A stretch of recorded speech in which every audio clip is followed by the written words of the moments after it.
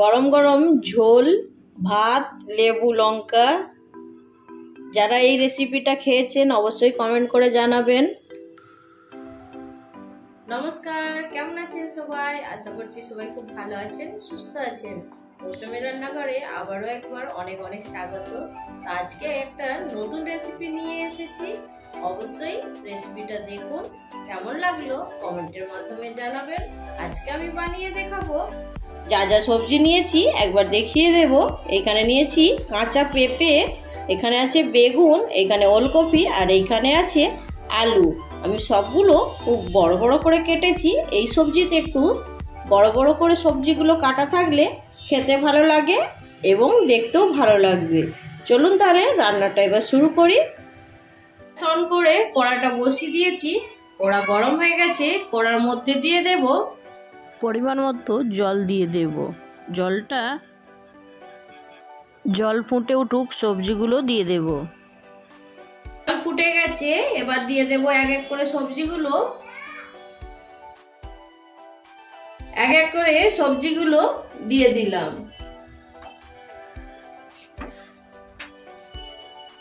এবার সবজির মধ্যে যে মশলাগুলো দেব, এখানে নিয়েছি আধা চামচ হলুদ গুঁড়ো, দিয়ে দেব হাফ চামচের থেকেও অল্প একটু ধনে গুঁড়ো, এক চামচ জিরে গুঁড়ো, পরিমাণ মতো নুন দিয়ে দিলাম। এবার সবজিটা সেদ্ধ হওয়ার জন্য এখন ঢাকা দিয়ে রেখে দেব। তো চলুন সবজিটা এখন সেদ্ধ হতে থাক। সবজিগুলো সেদ্ধ হতে আছে।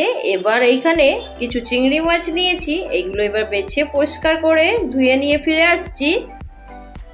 এখানে চিংড়ি মাছগুলো ধুয়ে পরিষ্কার করে নিয়ে চলে এসেছি। চলুন এবার ঝোলের সবজিগুলো কতটা সেদ্ধ হয়েছে সেটা দেখে নেব। আবারও ফিরে চলে এলাম। এইখানে ঝোলের সবজিগুলো প্রায় সেদ্ধ হয়ে গেছে। তো এবার ঝোলটা নামিয়ে নেব আগে। আবারও কড়া বসিয়ে দিয়েছি। এবার দিয়ে দেব সামান্য একটু তেল মাছ ভাজার জন্য। তেল গরম হয়ে গেছে। এবার চিংড়ি মাছের মধ্যে নুন হলুদ মাখিয়ে নিয়েছি, এবার দিয়ে দেব তেলের মধ্যে।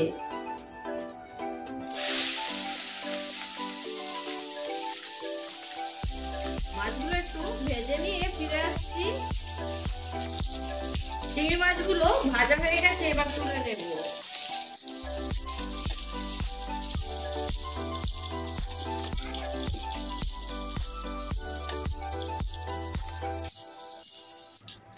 ওর মধ্যে কিন্তু আর তেল দেব না, যতটুকু তেল আছে ওর মধ্যেই এবার ফোড়ন দেব। ফোড়নে নিয়েছি একটা তেজপাতা, এইভাবে ছিঁড়ে নিয়েছি, একটা শুকনো লঙ্কা ফাটিয়ে নিয়েছি। এবার দিয়ে দেব খুব সামান্য একটু পাঁচ ফোড়ন। একটু ভেজে নিয়ে ঝোলটা দিয়ে দেব। আমি এখানে কিন্তু শুকনো লঙ্কার গুঁড়ো ব্যবহার করছি না। আপনারা যদি একটু ঝাল দিতে পছন্দ করেন অবশ্যই দিতে পারেন।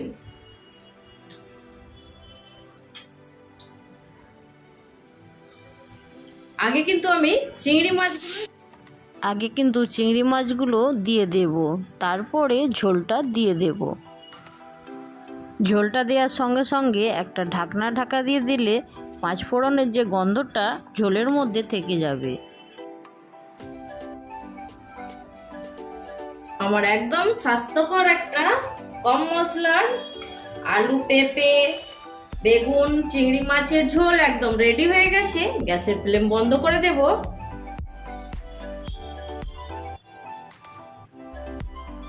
আজকের এই স্বাস্থ্যকর রেসিপিটা আপনাদেরকে কেমন লাগলো অবশ্যই কমেন্ট করে জানাবেন। ভালো লাগলে একটা লাইক দিয়ে দেবেন।